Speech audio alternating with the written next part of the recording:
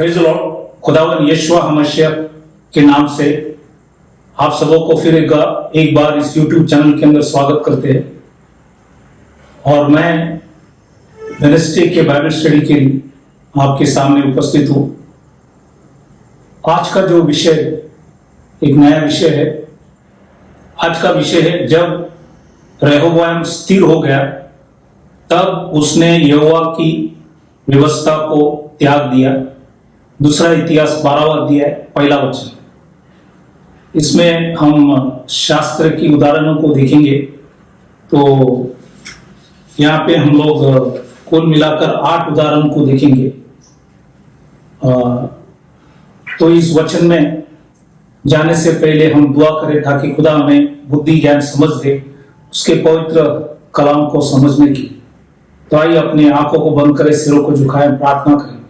Hallelujah hallelujah. खुदावन यीशुआ मसीह के समय के लिए प्रभु धन्यवाद करते। फिर एक बार प्रभु आपने हमें अवसर मौका दिया, प्रभु धन्यवाद करते। इस समय के अंदर जब हम रोटी तोड़ेंगे प्रभु, पवित्र आत्मा से हमारे समझ को खोल, हमें सिखा, हमें समझा, हमें प्रकाशित कर, ताकि वचन से वचन मिलाकर बोलने के लिए प्रभु सहायता मदद कर।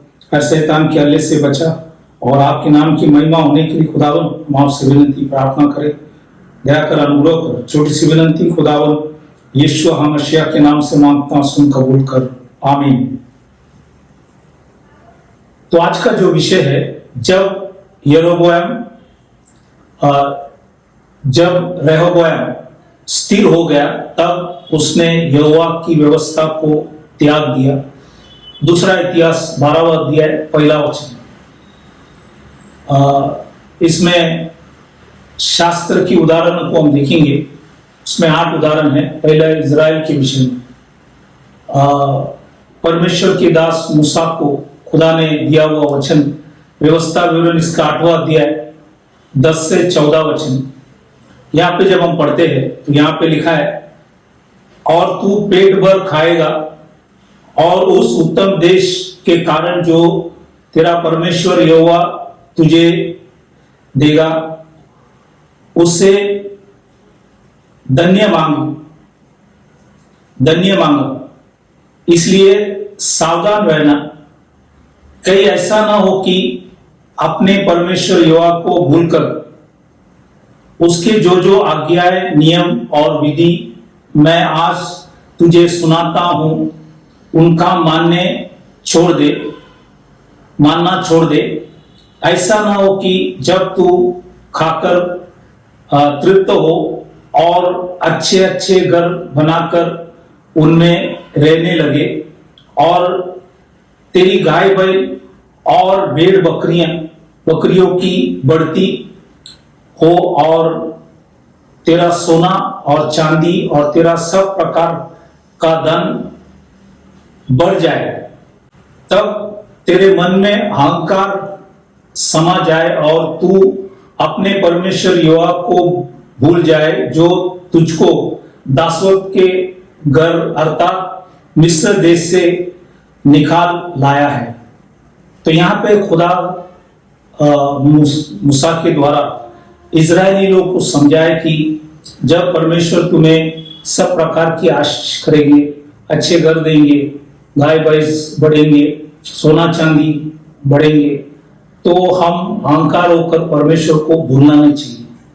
ये बहुत से बार ये सिर्फ इजरायलियों के लिए नहीं, आज भी हम काफी लोगों को देख रहे कि विश्वास में आए, प्रभु ने उनको गरीबी से उठाया, खड़ा किया, घर दिए, पैसे दिए, धन दौलत दिए, लेकिन कुछ साल के बाद वो लोग सब पीछे हट गए, वचन से हट गए। तो ये परिस्थिति हमारे जीवन के अंदर होना नहीं चाहिए। तो इस वचनों के द्वारा प्रभु हमें याद दिलाता है कि हम ये सारी चीजों को न करें, लेकिन जो विश्वास हमने पाया है हम अंतिम समय तक उस विश्वास को पकड़ के रखें।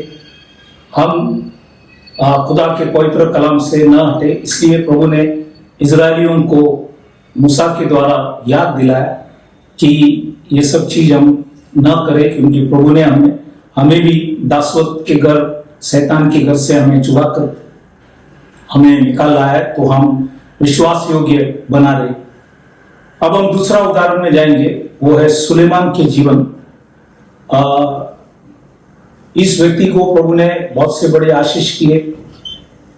उन्होंने प्रभु का भवन बनाया, प्रभु ने उनको बुद्धि ज्ञान समझ दिए, जो पूछा नहीं वो चीज भी प्रभु ने उनको दिया, और उन्हें प्रभु का भवन बनाने के लिए 7 साल लगा, और 1,53,600 लोग इस्तेमाल किया गया प्रभु के भवन बनाने के लिए। और इनके पास परमेश्वर ने इतने बुद्धि दिए कि कुछ देश से बाइबल के अंदर लिखा है वो स्त्री आए उनको मिलने के लिए। तो परमेश्वर ने उन्हें बहुत से आशीष किए, लेकिन अंतिम समय में वो वचन से सरक गए। इसलिए पहला राजा 11वां अध्याय 4 से 6 वचन जब हम पढ़ते हैं, first king chapter 11 verse 4 to 6, अंत जब सुलेमान बूढ़ा हुआ तब उसकी स्त्रियों ने उसका मन पराये देवताओं की ओर बहका दिया, और उसका मन अपने पिता दाऊद के समान अपने परमेश्वर यहोवा पर पूरी रीति से लगा न रहा।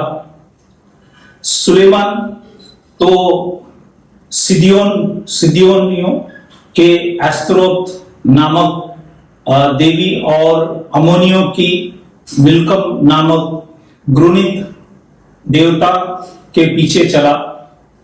इस प्रकार सुलेमान ने वह किया जो यहोवा के दृष्टि में बुरा है, और यहोवा के पीछे अपने पिता दाऊद के समान पूरी रीति से न चला।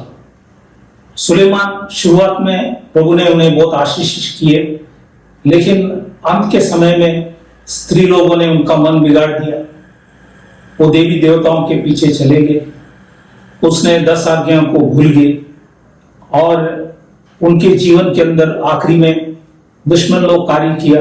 ये सारी चीजों को वचन में लिखा है। इसलिए जैसे हमने इजराइल के विषय में वचन को पढ़ा, उसी समान इस सारी वचन को लेकर प्रभु हमें भी याद दिला रहा है कि हम भी शुरुआत के विश्वास अंत में भी वैसे ही होना चाहिए। जो काम सुलेमान ने किया वो हम ना करें, इसलिए हम इस बातों को ख्याल करें। तीसरा उदाहरण जो है रेहोबोआम के विषय में, ये सुलेमान का बेटा है रेहोबोआम। दूसरा इतिहास 12वां अध्याय 1 से 3, second Chronicles chapter 12 verse 1 to 3। यहाँ पे वचन लिखा है कि परंतु जब रेहोबोआम का राज्य दृढ़ हो गया और वह आप स्थिर हो गया, तब उसने और उसके साथ सारे इजराइल ने यहोवा की व्यवस्था को त्याग दिया। उन्होंने जो यहोवा से विश्वासघात किया, इस कारण राजा रेहोबोआम के 5वें वर्ष में मिस्र के राजा शिशाक ने 1200 रथ और 60,000 सवार लिए उसके संग मिस्र से आए, अर्थात लूबी, सुविकाई और कुशी, ये अनगिनत थे। तो ये सभी लोग बाइबल के अंदर लिखा है इजराइल और रेहोबोआम सब मिलकर परमेश्वर के वचन को त्याग दिया, क्योंकि बाइबल में लिखा है जब वो दृढ़ हो गए और स्थिर हो गए तब वो परमेश्वर की व्यवस्था को त्याग दिया। इसलिए इस बातों को हम ख्याल करें, क्योंकि वापस दूसरा इतिहास 12वां अध्याय 5वां वचन, सेकंड क्रॉनिकल चैप्टर 12 वर्स 5। तब शमया नबी रेहोबोआम और यहूदा के हकीम के पास जो शिशाक के डर के मारे यरूशलेम में इकट्ठा हुए थे, आकर कहने लगा, यहोवा यूं कहता है कि तुमने मुझको छोड़ दिया है, इसलिए मैंने तुमको छोड़कर शिशाक के हाथ में कर दिया है। तो खुदा ने, ये मिस्र के राजा है, उसी के हाथ में रेहोबोआम और इजरायली लोगों को कर दिया, क्योंकि उन्होंने परमेश्वर के पवित्र वचन को त्याग दिया। ये है तीसरा उदाहरण हम खुदा के पवित्र कलाम से देखा। पहले हम इजराइल के बारे में देखे, सुलेमान के विषय में देखा, अब रेहोबाम के विषय में भी हमने देखा। अब हम आसा राजा के विषय में देखेंगे। दूसरा इतिहास 15वां अध्याय पहला और दूसरा वचन, सेकंड क्रॉनिकल्स चैप्टर 15 वर्स 1 और 2।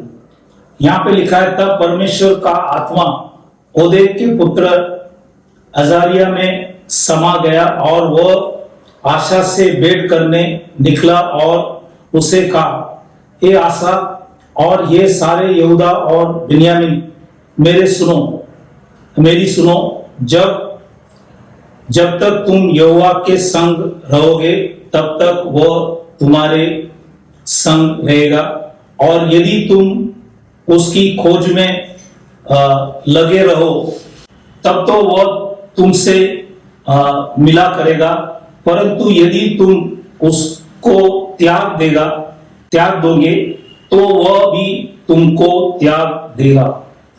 तो यहाँ पे आसा राजा ने भी उसे भी परमेश्वर के नबी आकर नबूवत किया और कहा गया कि जब तक तुम परमेश्वर के साथ रहेंगे तो प्रभु तुम्हें आशीष करेंगे, अगर परमेश्वर को तुम अगर त्याग दोगे तो बाइबल के अंदर लिखा है वो भी तुम्हें त्याग देगा।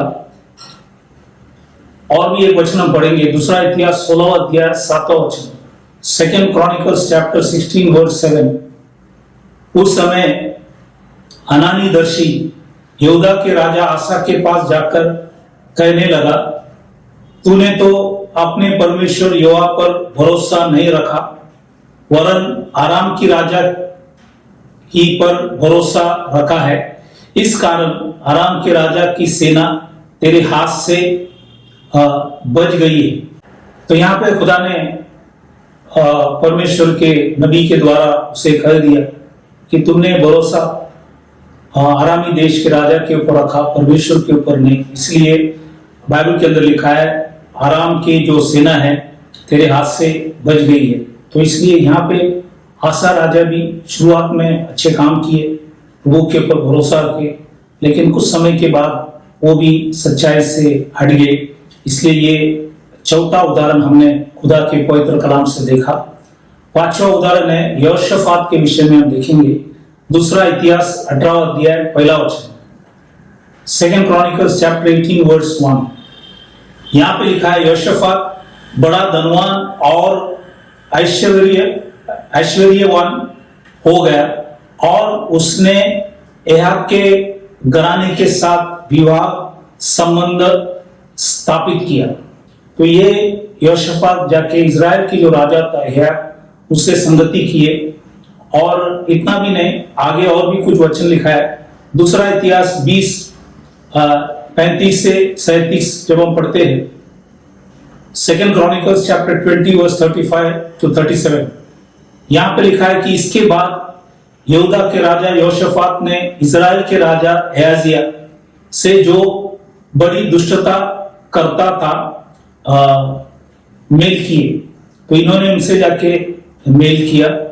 लिखा कि अर्थात उसने उसके साथ इसलिए मेल किया कि तार्शिश जाने को जहाज बनवाए, और उन्होंने ऐसा जहाज एजन गेबर में बनवाया। तब दोदावा के पुत्र मारेशावासी इलियाजर ने यहोशाफात के विरुद्ध यह नौबत की, तूने जो यहज्याह से मेल किया, इस कारण यहोवा तेरे बनवाई हुई वस्तुओं को तोड़ डालेगा। अंत जहाज टूट गया और तार्शिश को न जा सके।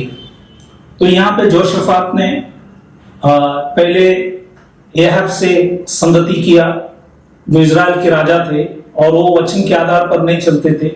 दूसरा हमने देखा कि अहज्याह के साथ भी संगति किया, वो भी दुष्ट काम करते थे, और परमेश्वर चाहता है कि हम भी राजा है, जैसे प्रकाशित वाक्य 1:6 में लिखा है, we are kings and priest, हम भी याजक और राजा है। तो हम किसके साथ संगति करें ये भी हमें ख्याल करना है। और इसलिए यहोशाफात ने शुरू में बहुत अच्छे काम किए, लेकिन आखिरी में ये खुदा के पवित्र कलाम से हट गए, उन लोगों से संगति किया जो नहीं करना था। तो ये सारी चीजों को वचन के अंदर यहाँ पे लिखा गया। तो ये पांचवा उदाहरण हमने खुदा के पवित्र कलाम से देखा। अब हम छठवां उदाहरण देखेंगे, वो है उज्जियाह के विषय में। ये भी दूसरा इतिहास 26वां अध्याय 16 वचन, 2 क्रॉनिकल्स चैप्टर 26 वर्स 16। यहाँ पे लिखा है कि परंतु जब वह सामर्थी हो गया, ये बहुत सामर्थी हो गया, तब उसका मन फूल उठा और उसने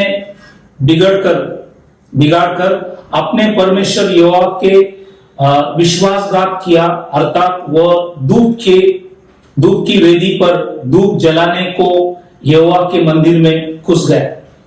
तो यह राजा था उज्जियाह, परमेश्वर ने बाइबल के अंदर लिखा है वो सामर्थी हो गया, तो उसका मन फूल गए और जो नहीं करना था वो चीज वो किया।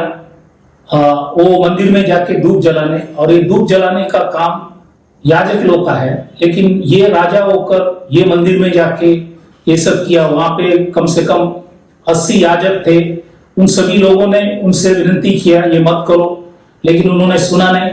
वो मंदिर में जाके धूप जलाया और आखिरी में उसके माथे पे खोड़ आए और मरते समय तक उनके माथे पे खोड़ था।